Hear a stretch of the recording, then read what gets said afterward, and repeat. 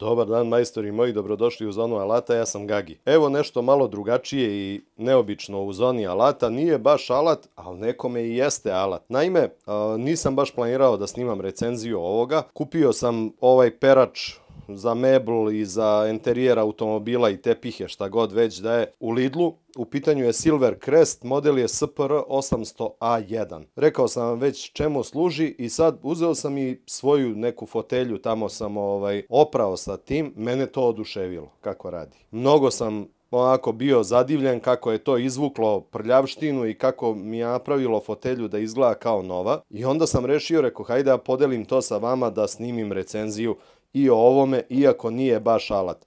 Od profesionalnih ovih varijanti, opet kažem, nekome i jeste alat, imate ljude koji namenski to rade, jel tako, pa je njima alat, onaj recimo Kerher Puzi. Ovo je neka kućna varijanta toga, cena koju sam ja platio u Lidlu je bila 10.000 dinara. Što se mene tiče, vredi te pare, a sad ćemo pogledati i malo detaljnije o čemu se radi. Od nekih osnovnih specifikacija možemo vidjeti da ima crevo dužine 1,7 metara, ima mesto za namotavanje kabla, 6 metara kabla dolazi uz njega, 800 vati je snaga motora i 3 godine garancije u Lidlu. Što se tiče kapaciteta rezervoara, znači rezervoar za svežu vodu je 2,5 litra, rezervoar za prljavu vodu 1,9 litara, 84 R vata je snaga usisavanja i evo kako nam dolazi ovaj uređaj. Znači, ovo je klasika, ovdje imamo jednu posudu koja je za prljavu vodu, jednu posudu koja je za čistu vodu, crevo je tu obmotano, sa druge strane je kabel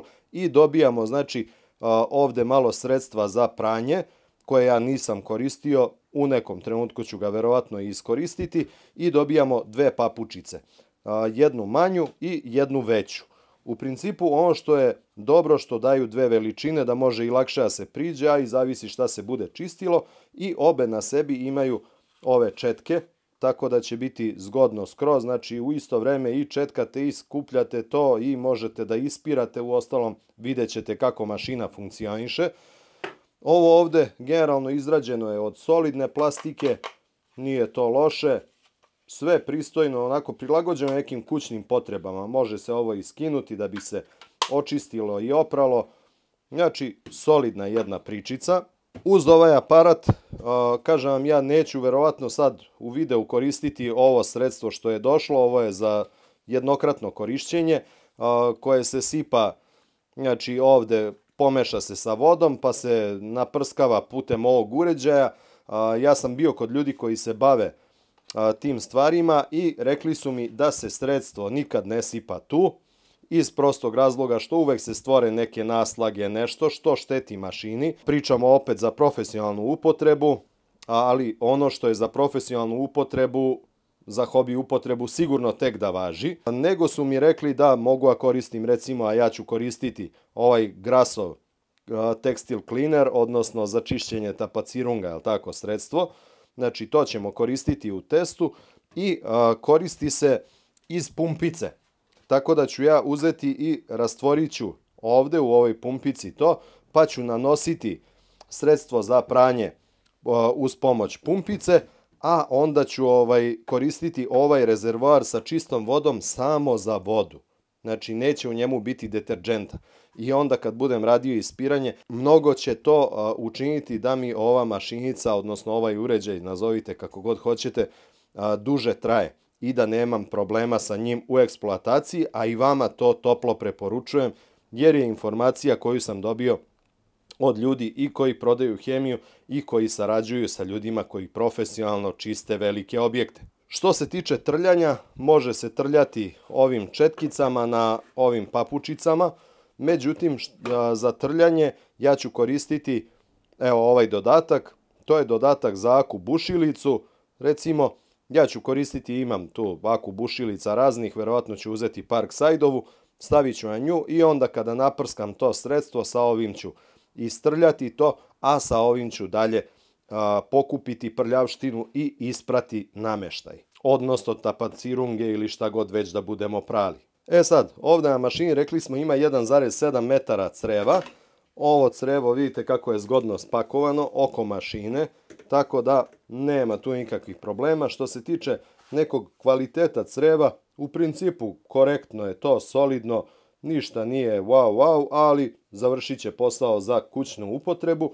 Ovdje možemo vidjeti ovaj držač papučica, ovdje zapravo se vrši usisavanje kroz ovaj otvor, a ovdje imamo jednu diznu i jedan prekidač. Pritiskom na prekidač kroz tu diznu će ići voda. U mom slučaju voda, zato što sam rekao ovdje ću koristiti vodu u ovom rezervoaru, neću koristiti sapunicu, jel tako? Znači ići će voda i onda ćemo ispirati sa tim, a rekli smo kako ćemo naneti, jel tako, sapunicu. Sa druge strane uređaja ovdje možemo vidjeti kabl da imamo, znači tu nam je namotan kabl i dobro je što on, znači samo se ovo okrene i može da se svuče ceo kabl odatle. Evo vidite.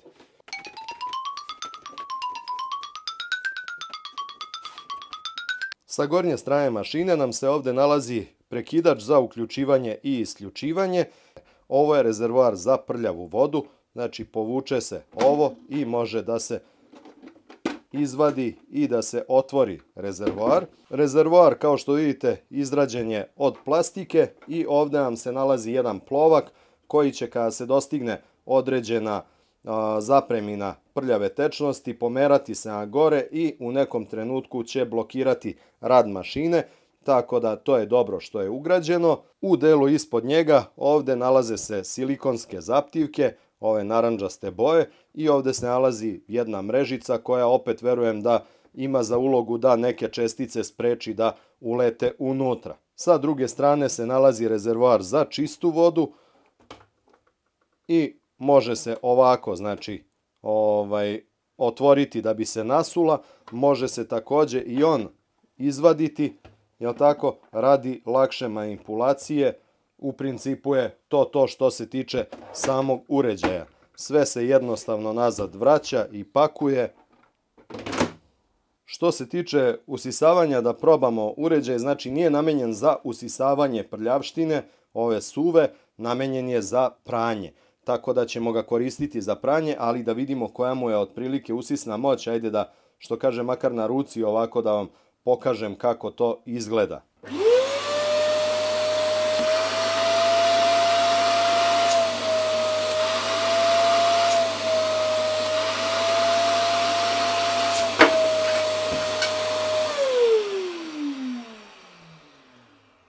Meni je ovo sasvim zadovoljavajuće. Što se tiče nivoa buke, pa ona postoji kao neki usisivač klasičan, znači isto tako se i ovaj čuje i dere.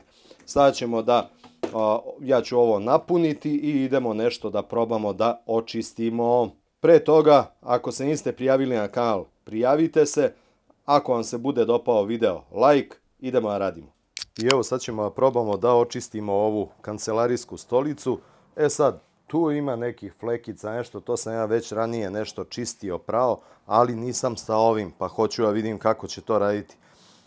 Ovdje imam rastvor, za čišćenje, njega ću prvo naneti, pa ćemo onda da vidimo za dalje. Biće da se od stajanja zapušila dizna. Evo, promenio sam flašicu, ona nešto ne radi, oksidirala je verovatno od stajanja ovog sredstva u njoj. Ova hoće da radi. Celu površinu ću ovako naprskati prvo. Onda uzimam bušilicu sa ovom četkom gore na vrhu da ovo iščetkam sve.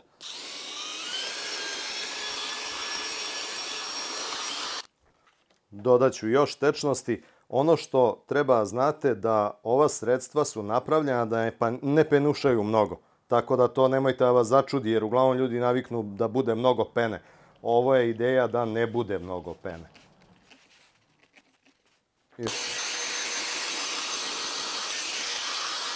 Evo ga, ovo je takav materijal da on na jednu stranu se načupavi, na drugu se poravna. I sad ćemo da vidimo da uključimo spravu da vidimo kako radi.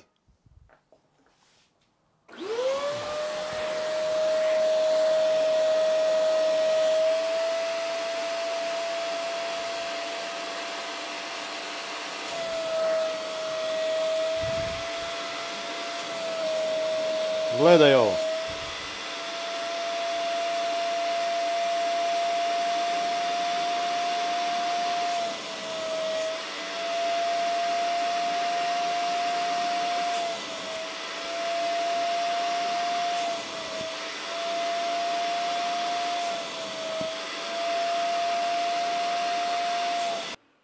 Sad, mala pauza da vam pokažem ovu funkciju. Ovo je bilo samo usisavanje i vidjeli ste kako čokoladna, što kaže, voda kao bela kafa, pošto nije previše zaprljano, izlazi iz stolice. Sad ako hoćemo da ispiramo, a to ćemo uraditi svakako, potrebno je da ovde dole taster pritisnemo. I on će onda izbacivati vodu koja će nam omogućiti da ispiramo i u isto vreme da usisavamo. Znači, u isto vreme se to dešava. Gledajte sad.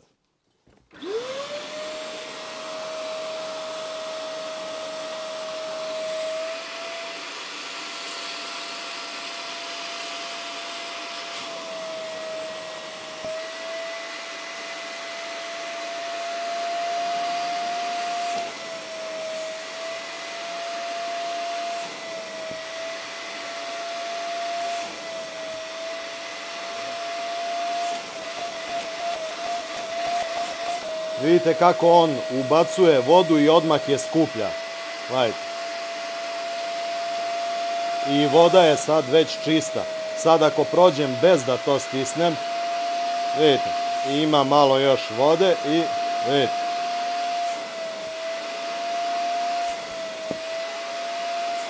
Ali je voda ta sad već čista. Znači da smo oprali kako treba.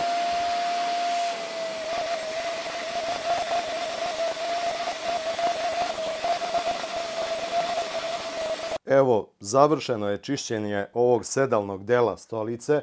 Ona je i dalje malo vlažna. Znači, treba će joj vremena da se osuši, ali je to daleko od onoga da je vi ostavite stvarno mokru, pa da to sad mora da se suši danima i danima. Evo ovde i neke fleke na tepihu, da vidimo da li to možemo da rešimo. Nemam pojma ni od čega je.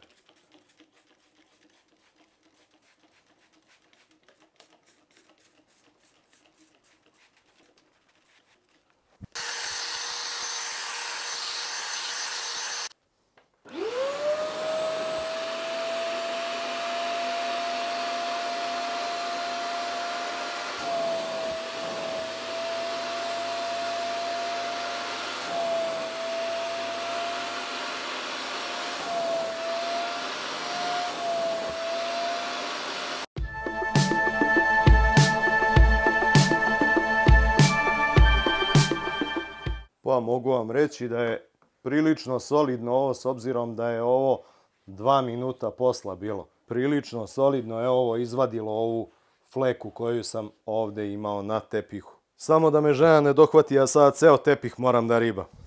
Malo se čuje buka sa ulice, ne zamerite, ali evo vidite kakvo mi je sedište, zrelo je za pranje. Sad ćemo ga naprskamo i da probamo da ga operemo, da vidimo kako izgleda.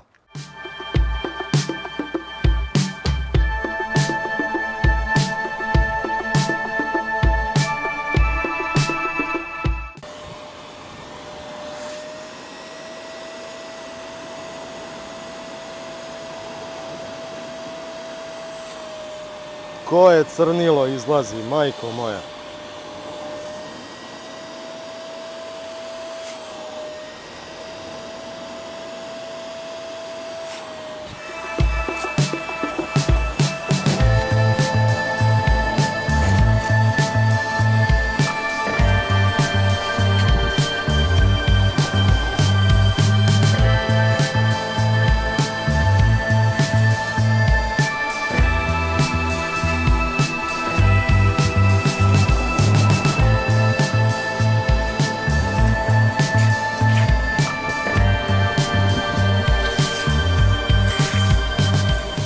Nema ljudi, evo vidjeli ste, ide čista voda već, tako da ovo je sada top priča.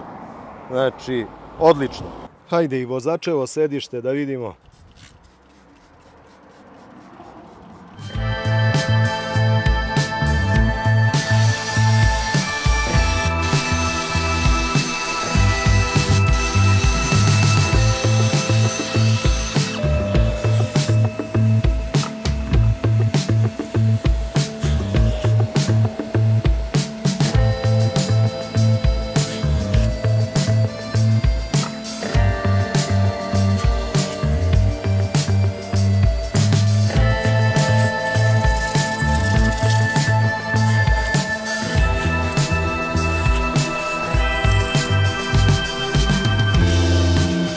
sad idemo ispiranje.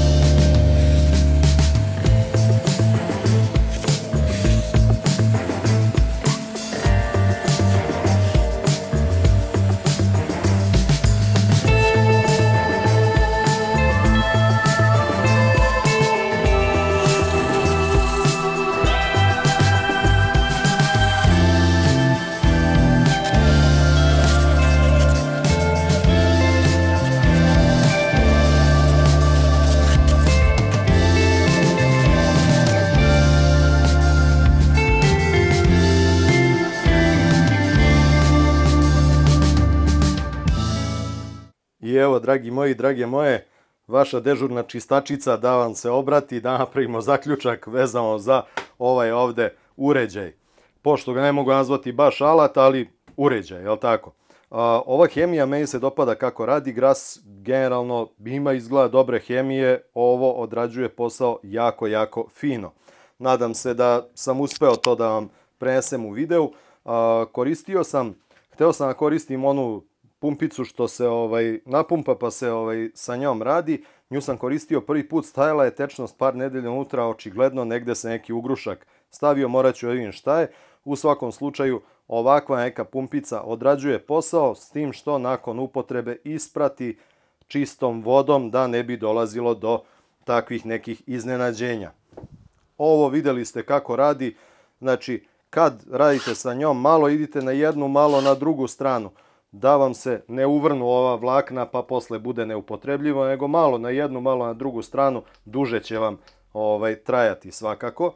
E sad, što se tiče samog ovog usisivača, kako god, on radi super posao. Meni ovo top priča, ljudi. Vi možete ovde da naspete dosta ove čiste vode. Evo, ja sam sipao negde oko 1,5 litara vode i sve ovo što sam snimao u videu bilo mi je dovoljno.